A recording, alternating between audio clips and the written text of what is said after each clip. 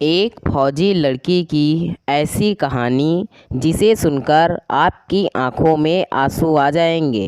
पूर्णा के जन्म के साथ ही उसके माँ पिता का संतान के आने का इंतज़ार समाप्त हुआ। वो पूर्णिमा के चांद की भांति सुंदर और आकर्षक थी। उसकी एक झलक पाने को आसपास पड़ोसी आते जाते रहते थे। घर में मानो पूर्णा के जन्म से उत्सव जैसा माहौल था। दादी तो हर दम हाथों में लाल मिर्च ले उसकी नज़र ही उतारती रहती थी। पूर्णा भी बड़ी चंचला थी। सबको अपनी मनमोहक मुस्कान से ऐसा मोहती थी कि उसे गोद लिए बिना किसी को चैन ना आता था। अरे कुसुम, जा पूर्णा को अंदर कमरे में ले जा, नहीं तो ये कामचोर औरतें अपने घर ही ना जाएंगी। मैं उन्हें देखती हूँ। एक तो इतनी मिन्नतों से घर में बिटिया का जन्म हुआ है, उस पर से ये लोग कोई कसर ना छोड़ते उसको नज़र लगाने की। अरे तू जा ना, दादी ने पूर्णा की माँ से कहा। कुसुम जी और विनोद की शादी को 12 वर्ष का लंबा वक्त हो गया था, पर वो निसंतान थे। दादी की तीर्थ यात्राओं, कुसुम जी के ढेरों व्रतों और विनोद जी के दान का दिया फल थी पूर्णा। कहते हैं औरत जब तक माँ नहीं बनती तब तक वो पूर्ण नहीं होती। हालांकि इसमें लोगों की राय में भेद हो सकता है, पर अधिकांश लोग यही मानते हैं। इसी वजह से जब घर में लक्ष्मी पधारी, उसके जन्म से कुसुम जी ने पूर्णता का अनुभव किया और उस चांद के टुकड़े का नाम पूर्णा रखा गया। घर में जब एक ही बच्चा हो और वो भी इतनी मिन्नतों के बाद जन्मा हो, तो उसका ख्याल घर वाले एक नन्हे और कोमल फूल की तरह करते हैं। उसके सब नखरे देखे जाते हैं और हर ख्वाहिश भी पूरी करी जाती है। यही सब था पूर्णा के साथ। वो अपने घर की ही नहीं अपितु पूरी कॉलोनी की लाडली थी। हर कोई उसे प्यार करता था। अकेला बच्चा होने के कारण पूर्णा का स्वभाव थोड़ा घमंडी सा था, पर विनोद जी कहते थे बड़ी होगी मेरी लाडो तो सही हो जाएगी। अब इतनी सुंदरता पर थोड़ा घमंड होना भी अच्छा है, लेकिन मैं उसे संस्कारों का धनी बनाऊंगा। धीरे धीरे पूर्णा बड़ी होने लगी। कुसुम जी और दादी के घरेलू नुस्खे जो वो उसे चांद सा बनाए रखने के लिए किया करती थी, उनमें भी वृद्धि हो गई थी। उधर विनोद जी पूर्णा का संस्कारों से मन सुंदर बनाने में कोई कसर नहीं छोड़ते थे। वो पूर्णा को अनाथालय, वृद्धाश्रम और गरीबों की बस्ती में ले जाकर दान कराया करते थे, जिससे उसे जीवन की सत्यता को समझने में कठिनाई नहीं हुई। कॉलेज परिसर में पूर्णा के कदम रखते ही कितने लड़कों की सांसें थम जाती थी। एक बार किसी लड़के ने हिम्मत करके उसे अपने प्रेम का इजहार किया, तो पूर्णा ने उसे ये कहकर मना कर दिया कि उसके पास इन सब के लिए वक्त नहीं है और उसकी मंजिल कहीं और है। ईश्वर के आशीर्वाद से उसका भारतीय वायुसेना में सिलेक्शन हो गया। घर में किसी को भी पूर्णा ने ये बात नहीं बताई थी कि वो डिफेंस सर्विसेज में जाना चाहती है। वो भेद खोल देती तो कोई उसे ये कदम नहीं उठाने देता, पर जब उसका सिलेक्शन हो गया तो उसने ये खुशी सबसे पहले विनोद जी को दी। क्या पूर्णा बेटा, तूने ये एग्ज़ाम कब दिया? मैं बहुत खुश हूँ बेटा, लेकिन क्या तू सच में ये करेगी? क्या हमारे बारे में कुछ नहीं सोचा तूने? कैसे रहेंगे हम यहाँ अकेले, और तू कैसे जटिल ट्रेनिंग करेगी? बेटा मेरी मान तो सीए की तैयारी कर। विनोद जी ने पूर्णा का हाथ थाम कर कहा। पापा, मैंने बचपन से एक एयरफोर्स पायलट बनने का सपना देखा है। अपने देश के दुश्मनों को धूल चटाने के वादे मन ही मन ना जाने कितनी बार खुद से कर चुकी हूँ। आपको याद है एक बार जब हम वृद्ध आश्रम गए थे, वहाँ एक बूढ़े दादा ने मुझे उनके बेटे की कहानी सुनाई थी, जिसने कैसे दुश्मनों के ठिकानों पर अपने हवाई जहाज़ से बम गिराकर अपने देश का मान बचाते हुए जान दे दी थी। मैं तभी से ये बनना चाहती थी और कुछ नहीं। जानती हूँ कि आप सब अकेले रह जाओगे, लेकिन पापा मेरे लिए सीए बनकर पैसे कमाना आसान है, लेकिन मुझे पैसे की नहीं अपने देश की सीमाओं को सुरक्षित रखने की ललक है। मुझे माफ़ करिएगा जो मैं आपकी यह बात नहीं मान पाऊंगी। पापा, आपको मेरा साथ देना होगा माँ और दादी को मनाने में। देंगे ना पापा? प्लीज़ पापा। विनोद जी ने कुछ देर शून्य में पोड़ा को निहारा और हामी में अपना सर हिला दिया। सोच रहे थे कि क्या हुआ जो पोड़ा अपना भविष्य देश के रक्षा करके बिताना चाहती है। अरे बेटों से भी अधिक साहसी निकली उनकी पोड़ा, जो अपनी कंफर्ट जोन से बाहर निकलकर कुछ अलग करने का मुद्दा रखती है। मैं अपनी बेटी के फैसले में उसके साथ हूँ। जब ये बात माँ और दादी को बताई गई तो जैसे शांत घर में बवंडर मच गया।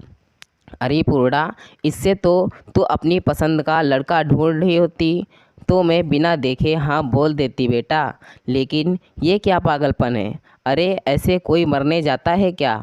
नहीं भाई नहीं, हमारे ख़ानदान में कोई सेना में नहीं गया तो हम क्यों भेजें अपनी इकलौती गुड़िया को वहाँ? बेटा ये काम लड़कों को शोभा देते हैं, बेटियों को नहीं रे। कुसुम, तूने इसको नज़र का टीका लगाना बंद कर दिया था ना, ये बोलकर कि अब बड़ी हो गई है। ले देख ले, ना जाने किस कलमुहे की नज़र लग गई है छोरी को। ला सरसों की बाती दे, अभी इसकी नज़र उतारती हूँ। दादी ने अपने आंगन में पड़ी चारपाई से उठते हुए कहा। कुसुम जी को तो जैसे सांप सूंघ गया था। वो बस खड़ी रहकर पूर्णा को देख रही थी। कह दे पूर्णा कि तुम मजाक कर रही है। कह दे बेटा कि ये सच नहीं है। माँ, ये सच है कि मैं एयरफोर्स पायलट की परीक्षा में पास हो गई हूँ, पर मुझे ये समझ में नहीं आता कि आप लोग खुश क्यों नहीं हैं।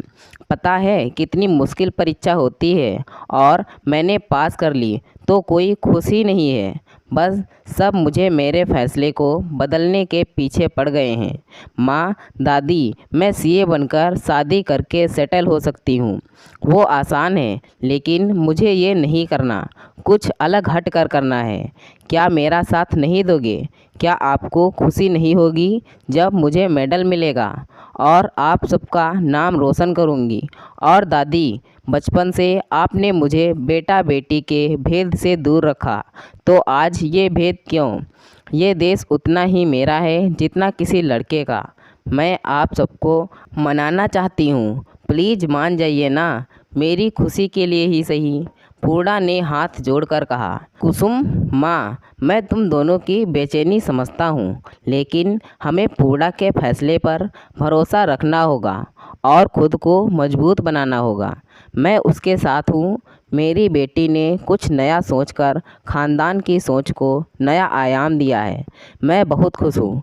विनोद जी ने कुसुम जी और दादी को समझाते हुए कहा। कब जाना है ट्रेनिंग पर पूर्णा? बता दे, तेरी पसंद की सब चीज़ें बनाकर रख दूँगी। कुसुम जी ने कहा। ठीक है छोरी, कर ले अपने मन मानी, पर जो वहाँ मन ना लगे तो लौट आना। दादी ने उसकी नज़र उतारते हुए कहा।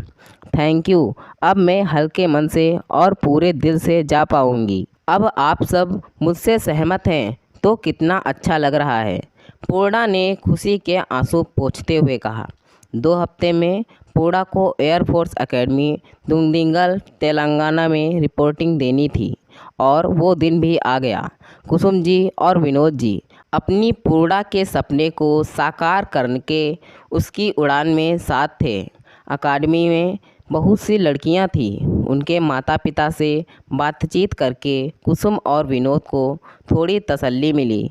कई तो ऐसे लोग थे जिनके दोनों बच्चे देश की सेवा में समर्पित थे। कितना गर्व झलक रहा था उनकी आंखों से। पूर्णा को छोड़ कुसुम जी और विनोद जी घर वापस लौट आए। 3 साल की कड़ी ट्रेनिंग के बाद पूर्णा ऑफिसर बन जाएगी। घर तो सूना हो गया है पूर्णा के जाने के बाद। अब ना नज़र टीका लगाने के लिए दादी भागी भागी फिरती थी और ना ही कुसुम जी उसके लिए उपटन बनाती दिखती हैं और ना विनोद जी उसका हाथ थामे घूमते ही नज़र आते हैं। जब पूर्णा छुट्टियों में घर आती है तभी जैसे सबके प्राण लौट आते हैं और उसके जाते ही जैसे अमावस हो जाती है। जो एक बार देश प्रेम की लौ मन में जग जाए तो बुझाए नहीं बुझती और ये पूर्णा ने कर दिखाया था। देखते ही देखते 3 साल भी निकल गए। पूर्णा ऑफिसर बन गई और अपने सपनों की उड़ान उसने सच कर दिखाई। घर आई तो पूरी कॉलोनी उसके स्वागत में तत्पर थी। सब उसे आशीष और बधाइयाँ दे रहे थे। पूर्णा को 7 दिनों में नागपर एयरबेस में ज्वाइन करना था। दादी ने उसके जाने से पहले एक बार फिर उसकी नज़र उतारी और कहा, जा बेटी, मेरी उम्र जितनी भी शेष है तुझे लग जाए और नाम ऊंचा कर खानदान का। कुसुम जी ने उसके बैग में उसकी पसंद का हर सामान रखते हुए भीगी पलकों से आंसुओं को पोंछते हुए कहा, बेटा, आज मुझे एहसास हुआ कि अपनी संतान को देश सेवा पर भेजने से कितना गर्व महसूस होता है। मुझे ये एहसास देने के लिए तेरा धन्यवाद।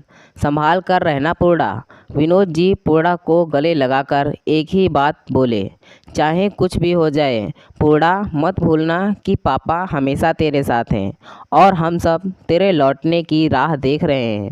जा बेटा, देश की रक्षा में परमात्मा तेरी भी रक्षा करे। और उनकी आंखों से अश्रुधारा बह निकली। पूर्णा ने उन्हें संभालते हुए कहा, पापा, पहुंचकर कॉल करूंगी। सबका ध्यान रखना। जब भी होगा घर आने की कोशिश करूंगी। जल्द ही पूर्णा ने अपनी कमान संभाल ली। अभी ज़्यादा वक्त नहीं हुआ था कि अचानक कश्मीर में आतंकी हमलों की खबर आई और सरकार के ऑर्डर के तहत एयरफोर्स को आतंकियों के कैंप को नष्ट नाबूद करना था। पूर्णा को ये अवसर प्राप्त हुआ और उसने बखूबी अपना कर्तव्य निभाया भी। ऐसे ही कई मुठभेड़ों में पूर्णा ने तिरंगे की रक्षा की और कई मेडल अब उसके सीने पर शोभायमान हो गए थे। आज पूर्णा 2 साल बाद घर आ रही थी। आज फिर पूरी कॉलोनी उसके स्वागत में नज़रें बिछाए खड़ी थी। उसका स्वागत बड़ी धूमधाम से हुआ। सब उसकी वर्दी देख आंखें फाड़े हैरान थे कि इतनी कम उम्र में इतने सारे मेडल्स। कुछ लोग विनोद जी को बधाई दे रहे थे तो कुछ कुसुम जी से पूर्णा के भविष्य के बारे में पूछ रहे थे। पूर्णा ने आते ही अपने माँ पापा को गले से लगाया और दादी, जो अब चल फिर ना पाती थी, के पास जाकर आशीर्वाद लिया और हमेशा की तरह नज़र उतरवाई। इस बार तो ज़्यादा दिन के लिए आया है ना मेरा बच्चा? विनोद जी ने पूर्णा से पूछा। हाँ जी पापा, कहकर तो 20 दिनों का आई हूँ। बाकी कोई इमरजेंसी हो गई हो तो पता नहीं। अरे कोई इमरजेंसी नहीं आएगी, और आई भी तो दूसरे ऑफिसर हैं ना, वो देख लेंगे, है ना पूर्णा? कुसुम जी ने कहा। उसने भी मुस्कुराते हुए हाँ बोल दिया। जून की गर्मी चरम पर थी। समाचारों के मुताबिक मानसून के आने में विलंब हो रहा था, पर कई ऐसे इलाके भी थे जहां वर्षा ने तबाही का तांडव खेलना प्रारंभ कर दिया था। पूर्णा आंगन में बैठी दादी और विनोद जी के साथ आम खाने का कंपटीशन कर रही थी कि तभी फ़ोन की रिंग हुई। कुसुम जी ने फ़ोन ऑन करके पूर्णा के कान पर लगा दिया। उसके हाथ जो सने थे आम के रस में। पूर्णा ने जी सर, मैं पहुंच जाऊंगी कहकर फ़ोन कट करने का इशारा किया। क्या हुआ पूर्णा, अब कहाँ जाना है तुझे बेटा? अभी तो 6 दिन भी नहीं हुए तुझे यहाँ आए हुए। विनोद जी ने पूछा। पापा, उत्तराखंड में बादल फटने से बहुत तबाही हुई है। कई श्रद्धालु फंसे हुए हैं और सरकार ने मिलिट्री की सहायता के आदेश दे दिए हैं। मुझे भी जाना होगा पापा। उसी के लिए हमारे कमांडर का कॉल था। मैं अभी निकलूँगी। हे प्रभु भोलेनाथ, आपके होते हुए ये क्या कहर बरस रहा है। बेटा, मैं तुझे रोकूंगी नहीं, पर आज ना जाकर कल सुबह चली जाना है, ठीक है ना? दादी ने उसका मुंह अपने आंचल से पोंछते हुए कहा। नहीं दादी, अभी ही जाना होगा। मैं अपने आराम के लिए उन लोगों की बेसहारा नहीं छोड़ सकती जिनकी हिफाजत की कसम खाई है। सरहद पर दुश्मन हो या कुदरत, हमें हर परिस्थिति में उनकी रक्षा करनी ही है। ये मेरा कर्तव्य है। मेरी चिंता ना करना, भोले हैं मेरे साथ। पूर्णा ने दादी को गले लगाते हुए कहा। कुसुम जी और विनोद जी को तो अभी तक पूरा विदा करने का अभ्यास हो गया था, सो उन्होंने उसे रोका नहीं, वरन उसके माथे पर विजयी तिलक कर सबकी सुरक्षा में सफल होने का भी आशीष दिया। चमोली पहुंचकर पूर्णा ने अपनी टीम के साथ जब वहां का भयानक दृश्य देखा तो उनकी भी रूह कंपित हो गई। सड़कें नदी के बहाव से कटी जा रही थी। घर के घर पानी में किसी तिनके की भांति विलीन हो रहे थे। बादलों की ऐसी घनघोर आवाज़ें उनसे कभी नहीं सुनी थी और उस आवाज़ से भी अधिक भयावह थी लोगों की रुदन और चित्कार की ध्वनि। जैसे प्रलय आ गई थी। किसी तरह पूर्णा ने खुद पर काबू पाते हुए अपना हेलीकॉप्टर संभाला और केदारनाथ की तरफ चली। वहाँ का दृश्य तो मानो शून्य ही हो चुका था। मात्र महादेव के मंदिर को छोड़कर सब पानी ही पानी और पालनहारी मंदाकिनी के पानी में लोग अपने जीवन को किसी तरह बचाने का संघर्ष करते दिख रहे थे। पूर्णा और उनकी टीम ने बहुतों को बचाया, लेकिन कईयों को इस संघर्ष में मरते हुए भी देखा। उस दिन उन्होंने लगभग 450 से 500 लोगों को सुरक्षित कैंप तक पहुंचाया। दूसरे दिन भी कोहराम में कोई कमी नहीं थी। किसी का पति, किसी की पत्नी, किसी का बच्चा और किसी के माँ बाप लापता थे। लोग आर्मी और एयरफोर्स टीम्स के हाथ जोड़ अपने लोगों को ढूंढने की प्रार्थना करते भी दिखे। पूर्णा को सबके ना बचा पाने की ग्लानि थी और वो भारी हृदय से आज के रेस्क्यू मिशन पर चली। आज का मिशन था किसी तरह अपनी जान बचाए लोगों को बाहर निकालना और सबको खाना वितरण करना। ये टास्क भी पूर्णा और उसकी टीम ने बखूबी निभाया और कुछ लोगों को बचाया भी। तीसरे दिन मौसम और ख़राब हो गया। बारिश की वजह से पूरे इलाके में धुंध छा गई थी, पर रेस्क्यू मिशन चालू था और पूर्णा के साथ 19 और जवान अपने काम पर लग गए। हेलीकॉप्टर को संभालने में आज पूर्णा को कुछ दिक्कत आ रही थी। बारिश, बिजली और धुंध ने मुश्किलें और बढ़ा दी थी, पर उसने हार ना मानी और उस दिन 600 लोगों को बचाया गया। बेस कैंप में लोगों को सुरक्षित छोड़ने के बाद जब दोबारा हेलीकॉप्टर केदारनाथ की तरफ बढ़ा तो थोड़ी दूर जाने के बाद ही नीचे की तरफ गिरने लगा। पूर्णा ने पूरी कोशिश करी संभालने की, परंतु हेलीकॉप्टर क्रैश हो गया। वहां मौजूद लोगों ने कुछ जवानों को तो जलते हुए हेलीकॉप्टर से बाहर सुरक्षित निकाल लिया, पर पूर्णा के साथ साथ कुछ जवान वहीं शहीद हो गए। किसने सोचा था कि सबकी जान बचा रहे जवानों के साथ ऐसा होगा, पर कुदरत के फैसले को कोई बदल नहीं सकता। इधर घर में सुबह से ही कुसुम जी का दिल डर और शंकाओं में डूबा जा रहा था और उनका मन कहता था, आजा पूर्णा, अपनी माँ को भी इस डर की बाढ़ से बाहर निकालने आजा बेटा। सच है, माँ अपने बच्चे से एक ऐसे अदृश्य धागे से जुड़ी होती है जिससे उससे अपने बच्चे की हर पीड़ा का एहसास हो जाता है। कुसुम जी यही सब सोच रही थी कि अचानक विनोद जी घर आ गए और उन्होंने घबराए स्वर में आवाज़ लगाई, कुसुम कुसुम कहाँ हो? जल्दी से टीवी ऑन करो, कुछ खबर है केदारनाथ से। इतने घबराए हुए क्यों हो? चलाती हूँ टीवी, पर पूर्णा को कुछ नहीं हुआ होगा। वो बहुत बहादुर है। दुश्मनों को घुटने टिकवा देने वाली को आखिर क्या हो सकता है? डरो मत तुम, विनोद टीवी ऑन करते हुए कुसुम जी ने कहा। समाचार सुनते ही पूरे घर में मातम छा गया। घर की इकलौती संतान के मृत्यु की खबर टीवी पर देखते ही दादी बेसुध हो गिर पड़ी। कुसुम जी कांपने लगी और विनोद जी खबर की पुष्टि के लिए किसी आला ऑफिसर को कॉल करने लगे। किसी को कोई होश ना रहा। एयरफोर्स के ऑफिसर ने पूर्णा की मृत्यु की पुष्टि करते हुए उसकी बॉडी भेजने की खबर जब विनोद जी को दी तो वो इस हानि से मूर्छित हो जमीन पर गिर गए। थोड़ी देर में ही ये खबर कॉलोनी में फैल गई। पूर्णा के घर लोगों का तांता लग गया। कुछ करीबी लोगों ने परिवार को संभाला और रिश्तेदारों को भी सूचित किया गया। किसी ने कुछ नहीं कहा, न ही रोए। सबने फर्ज कर प्रयास किया कि परिवार वाले रो लें, जिससे उनका दुख भीतर से बाहर निकल जाए, पर सब विफल हो गया। जैसे ही पूड़ा की बॉडी लेकर एयरफोर्स के जवानों ने घर के आंगन में पांव धरे और कॉफिन के अंदर पूड़ा की बॉडी को कुसुम जी ने देखा, तो ऐसी दिल दहला देने वाली चित्कार हुई जो किसी पत्थर दिल वाले को भी रुला दे। विनोद जी को भी पड़ोस के शर्मा जी ने बड़े जतन से पूड़ा के मृत शव के समीप बैठाया। उन्होंने अपनी पूड़ा का हाथ थाम कर कहा, तूने मुझसे वादा किया था पूड़ा कि तू वापस आएगी। तुझे पता है ना कि हम सब तेरा इंतज़ार करते हैं। फिर यूं अपने वादे से फिरना क्या तुझे शोभा देता है? बोल बोल ना बेटा, कुछ तो बोल लाडो। कहते कहते विनोद जी भी सीना पीट कर रोने लगे। पूड़ा ओ पूड़ा, आ गई बेटी, आ तेरी नज़र उतार दूं। ये कमबख्त कॉलोनी वाले फिर आ गए मेरी लाडो को नज़र लगाने। कुसुम ला लाल मिर्च तो लेकर आ। दादी अपने बेटे का सहारा लेकर पूड़ा के पार्थिव शव को प्यार से सहलाते हुए बोली। वो इतने सदमे में थी कि मानो कुछ समझती ही ना थी।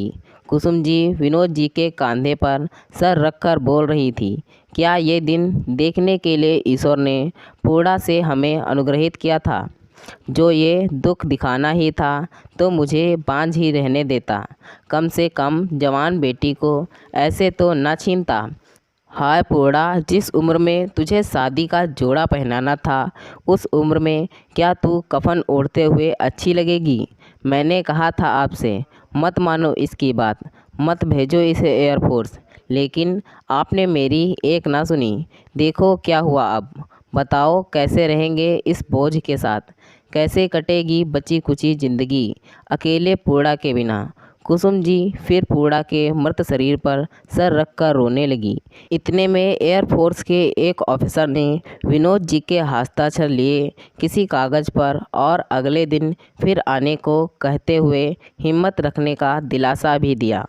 पूड़ा को भारी हृदय से अंतिम विदाई दी गई। अग्नि के 7 फेरे तो नहीं लगा पाई पूड़ा, पर उस अग्नि में विलीन जरूर हो गई और छोड़ गई अपने जैसी कई लड़कियों के लिए एक संदेश अपने सपनों पर भरोसा करने का, संदेश देश के लिए कुछ कर गुजरने का, बिना लड़के लड़की में भेद के, संदेश अपने कल की रोशनी बनने का। अगले दिन एयरफोर्स के आला ऑफिसर पूड़ा के घर आए और विनोद जी को सरकार द्वारा दिए मुआवजे का 5 लाख रुपए का चेक उनके हाथों में थमाते हुए कहा, विनोद जी, पूड़ा बहुत दिलेर और कर्मबद्ध लड़की थी, उसकी कमी तो हमेशा रहेगी।